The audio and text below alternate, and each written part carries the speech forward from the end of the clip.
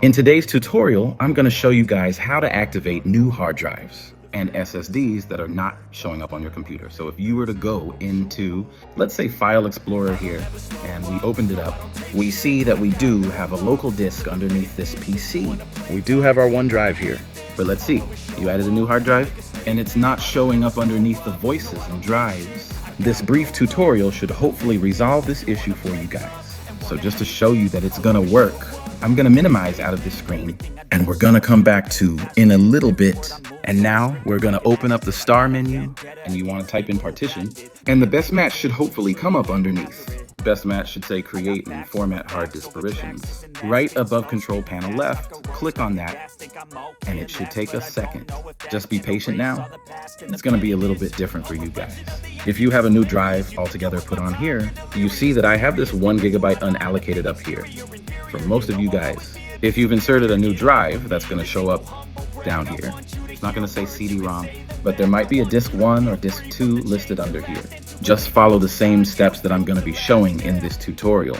It should be nearly, if not identical, to exactly what I'm gonna be walking through for this area over here. So I currently have 1 GB unallocated, but if you have a brand new hard drive, it's likely gonna be close to a terabyte or 950 gigabytes because it usually all maximize your space. There's gonna be some space. It isn't gonna be represented here. But let's just say this is my extra hard drive that I've just put in. So I'm gonna right click on it, and then I'm gonna left click on new simple volume again. It's gonna be a black bar above it. You wanna make sure you're selecting that one, and you're not selecting your primary partition. So it's gonna say, welcome to the new Simple Volume Wizard. This wizard helps you create a simple volume on a disk. Simple volume can only be on a single disk to continue.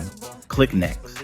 Now you want to make sure your size is going to be the same. So maximum disk size should be the same as simple volume size. Select next, and now you can assign a different drive letter. Usually people just go alphabetically. So if you already have a C and a D drive, the next one logically would be an E drive. But do you name it anything you want, as long as it's not currently being used on the system. And then you want to select next. You want to make sure file system type is set to NTFS. Don't change that, you want to keep that the same. You definitely do not want it to be a FAT or FAT32. And then once you've done that, you can also name this volume whatever you want. So you can name it, I know I'm going to comp of a really simple name here. I'm going to say example Destiny Drive, and that's going to be my name of what it's going to be called. And you want to make sure it says perform a quick format. Keep that checked in there. And then select next. And then select finish. It's going to say formatting. It will take a moment again.